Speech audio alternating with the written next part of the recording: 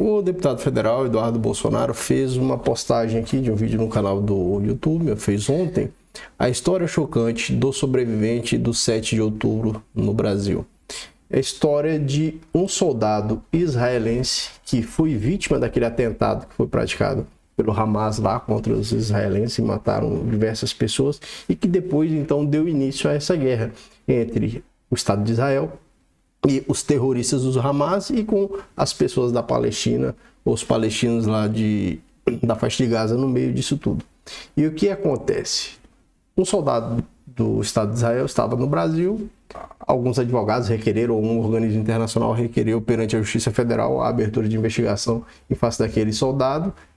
A juíza que recebeu aquilo determinou à Polícia Federal que instaurasse uma investigação para apurar. Até aí, sob a minha perspectiva, está dentro do sistema jurídico como um todo, né?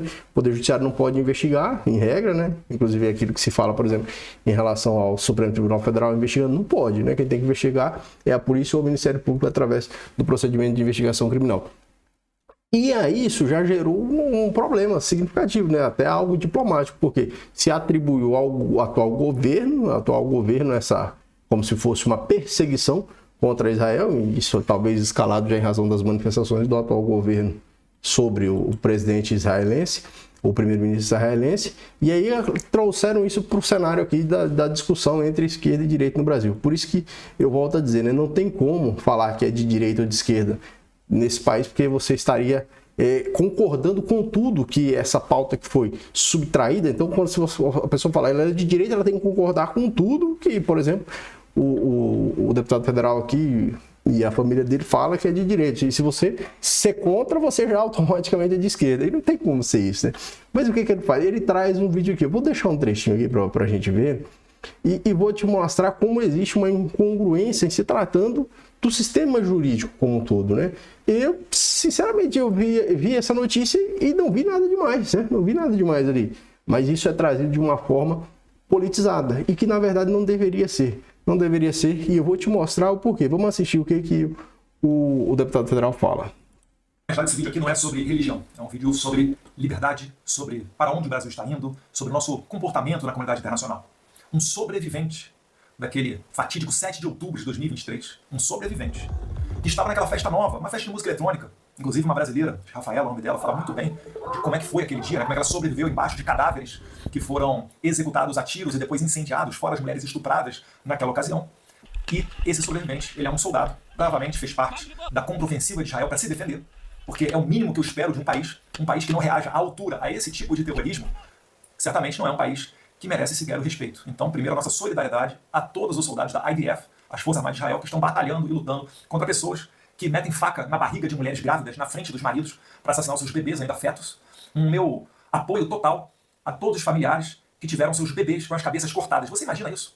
Alguém entra na tua casa, corta a cabeça do teu filho, estupra a tua mulher, depois taca fogo nela viva, e quando você consegue pegar uma arma e atirar na pessoa, vão e falam, mas ele estava desarmado, ele estava só com uma faca. Está muito claro que já não é mais algo entre direita e esquerda. É entre saber discernir entre o bem e o mal. Infelizmente, uma pessoa do judiciário brasileiro optou, porque eu não posso admitir que uma pessoa não consiga enxergar o que é o certo e o que é o errado numa situação dessa, ela preferiu dar ouvidos a uma advogada, que inclusive já foi detida por pichação, e acatou o argumento, não de palestinos, que é um povo oprimido, que vive debaixo do comando do Hamas, e qualquer coisa que a gente fazer é cruelmente assassinado, mas atendeu aos anseios de terroristas. Esse soldado sobrevivente do 7 de outubro, que estava aqui no Brasil, tentou prender ele. Então, é aquela coisa, né? Eu até concordo com algumas coisas que essa pauta de direita fala, né? Assim como eu concordo também com algumas coisas que a pauta da esquerda fala.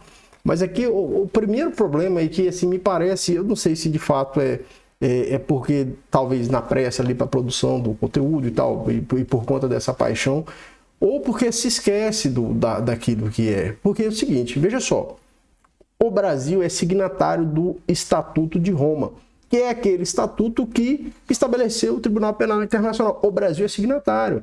Além do Brasil, tem outros países, Canadá, Alemanha, Itália, Reino Unido, Japão, Suíça. Você tem uma série de outros estados soberanos que são signatários. Quem não é signatário? Os Estados Unidos. Quem não é signatário é a Rússia, porque são países que preferem uma política bipolar, né? Bipolar ao invés da multipolaridade. E o que acontece?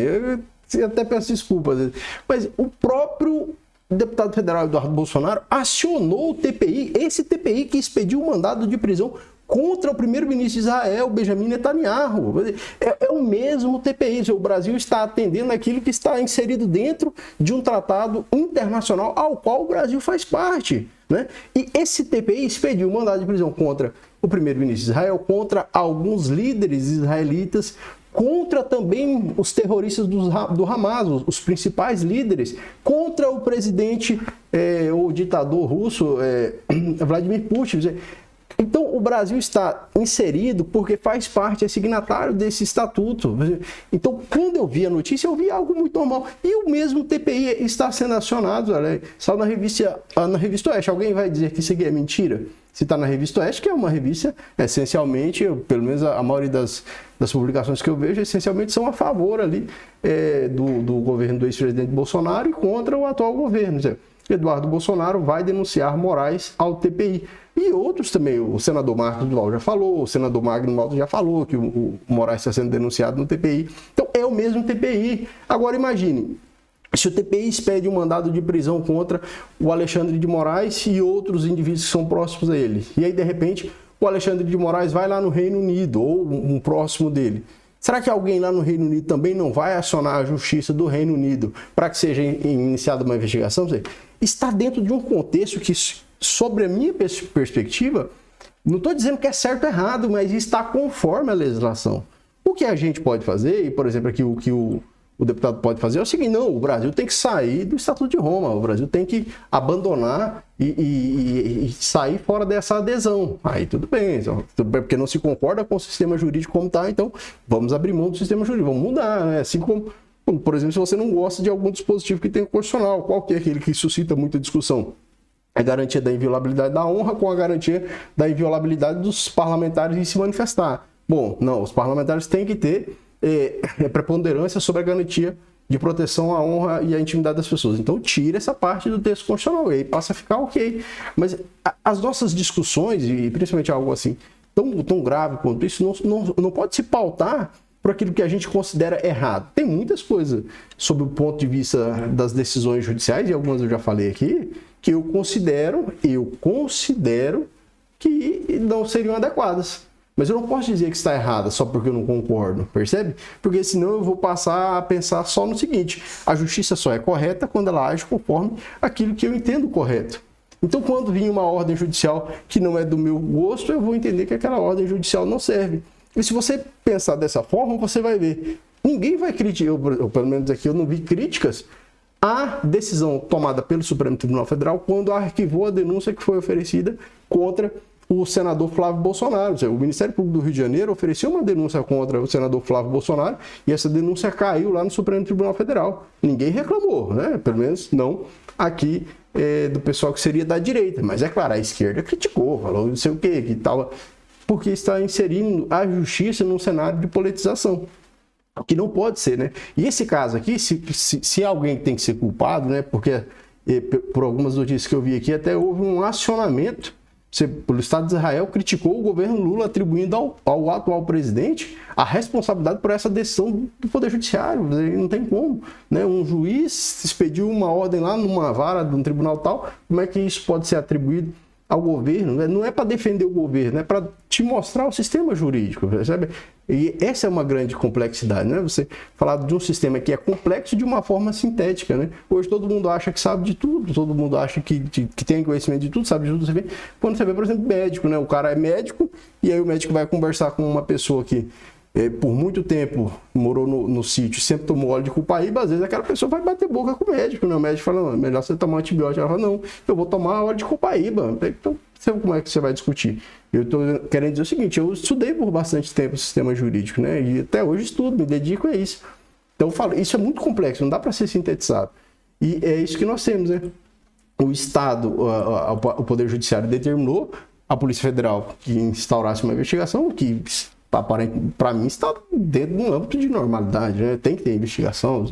Se o Poder Judiciário é acionado, ele tem que dar alguma providência, né? O juiz não pode optar pelo non liqueo, é só arquivar, engavetar, ou ele manda para o MP ou ele manda para a polícia. E assim o fez, né? Bom, deixa aqui sua opinião. Escreve aqui o que você pensa a respeito dessa situação aí, tá certo?